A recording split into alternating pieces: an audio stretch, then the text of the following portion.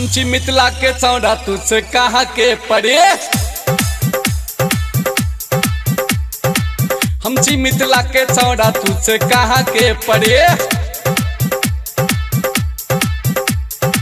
लेके तू दिल हमर कहाँ चल गेले गोरिये।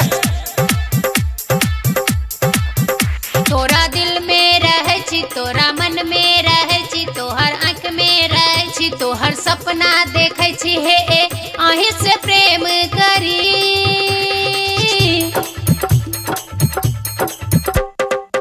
हम छी मिथिला के चौड़ा तुझसे कहा के पड़ी। लगा तू दिल हमर कहाँ चलू गेले गोरी।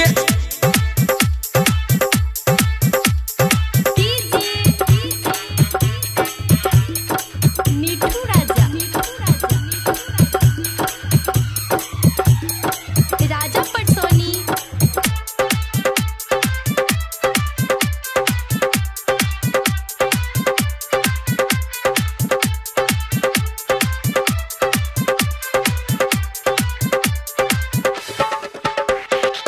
पतली कमर सा ठुमका मारई छे, सबके दिल के घायल करई छे, सबके दिल के घायल करई छे।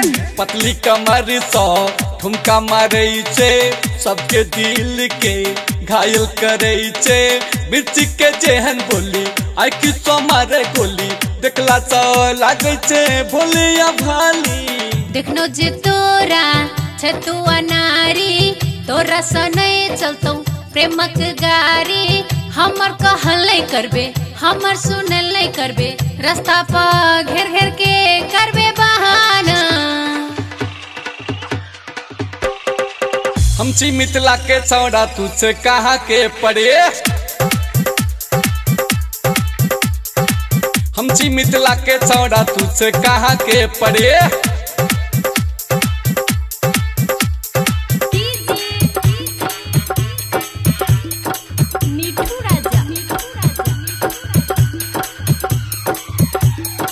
राजा पटसोनी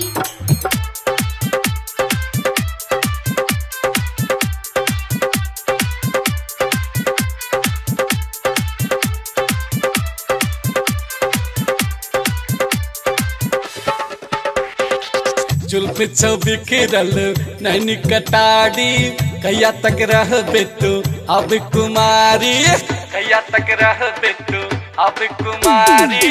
जुल्फ छवि किरल नैनी कटारी, कहिया तक रहबे तू अब कुमारी।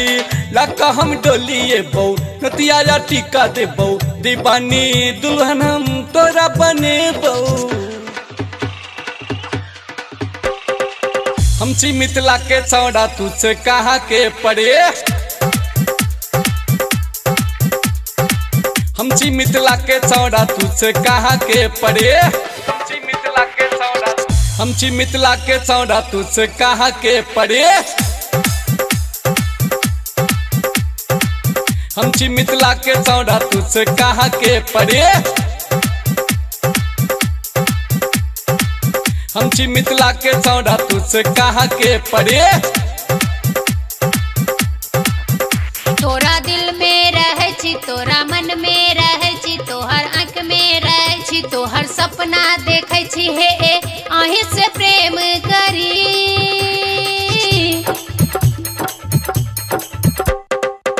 हम छी मिथिला के चौड़ा तुझसे कहा के पड़े। हम छी मिथिला के चौड़ा तुझसे कहा के पड़े। माँ गायत्री रिकॉर्डिंग स्टूडियो मलंगवा सरलाही नेपाल।